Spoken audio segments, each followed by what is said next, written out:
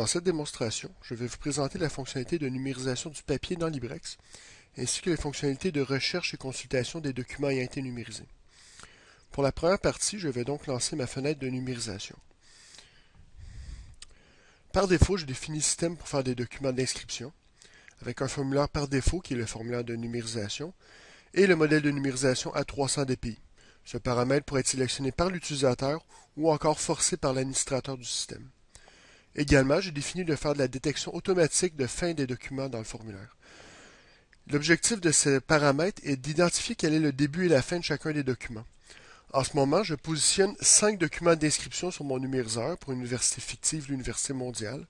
Mon objectif n'est pas d'avoir un document PDF de 5 pages, mais bien 5 documents d'une page. Grâce à la détection de fin de document, je pourrai les segmenter de façon automatique. Plusieurs fonctionnalités sont offertes pour reconnaître le début et la fin des documents, par exemple des pages de séparation, une détection de logo ou de taux noir, une détection de texte, ou encore par exemple détection page 1 de 1, page 2 de 2, page 3 de 3, pour identifier qu'il s'agit d'une fin de document. Je positionne donc mes 5 pages sur le numériseur et j'appuie sur le bouton Numériser. Le numériseur commencera à numériser les pages une à une pour qu'elles soient traitées automatiquement par le système. Après avoir reçu ces pages, Librex commencera leur indexation de façon automatique. Dans l'exemple courant, j'ai ajouté un code à barre sur chacune de mes pages pour extraire le matricule de l'étudiant. Il s'agit bien sûr d'un exemple. Librex offre divers automatismes pour faire l'extraction des métadonnées. Dans ce cas-ci, le matricule sera extrait par le code à barre, puis j'irai interroger un système externe pour retourner l'ensemble des données supplémentaires telles que le nom de l'étudiant et le trimestre. Souvent, il s'agit d'une technique qu'on utilise, de seulement capturer l'identificateur unique du document, puis d'aller chercher les informations supplémentaires sur un système externe. Ainsi, on s'assure d'avoir un taux de succès maximal et on peut faire une contre-validation de nos valeurs de métadonnées.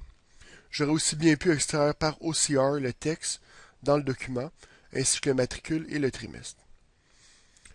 Une fois les données extraites, il ne me reste qu'à valider les documents. Je valide donc chacune des pages. Bien sûr, je pourrais utiliser mes diverses options de manipulation de l'image pour faire des rotations, divers zooms, des zooms spécifiques ou encore des zooms pour pleine page, largeur de page. Je pourrais renumériser des pages ou des documents ou encore faire des déplacements fins du document.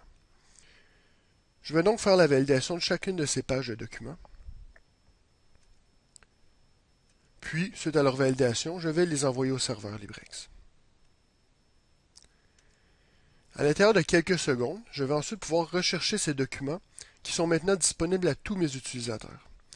Je vais donc lancer la fenêtre de recherche de mes documents. Et j'ai deux types de recherche, la recherche simple ou avancée. Premièrement, pour la recherche simple, je pourrais par exemple rechercher mes documents d'inscription pour mon étudiant Carey Price qui avait le matricule suivant.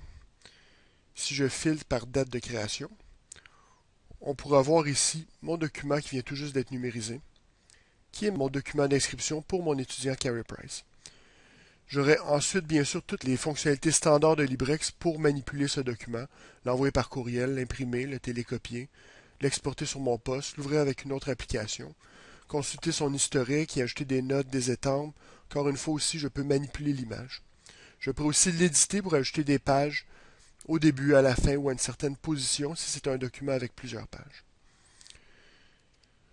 En plus de la recherche simple, j'ai aussi la recherche avancée qui me permet de construire une recherche un peu plus élaborée. Par exemple, je pourrais voir mes documents selon la date de création aujourd'hui et ajouter divers critères comme par exemple numéro d'étudiant égale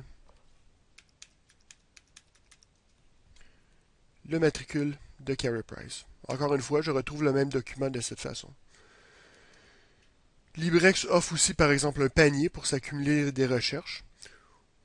Ou encore, on peut sauvegarder des recherches. On peut donc dire, il s'agit bien sûr d'un exemple, mais je pourrais me créer des recherches pour créer divers rapports par exemple et faire un suivi à long terme de mes documents dans le temps. Voilà, il s'agissait donc d'un survol de la numérisation des documents dans Librex et de leur consultation suite à leur numérisation. Merci.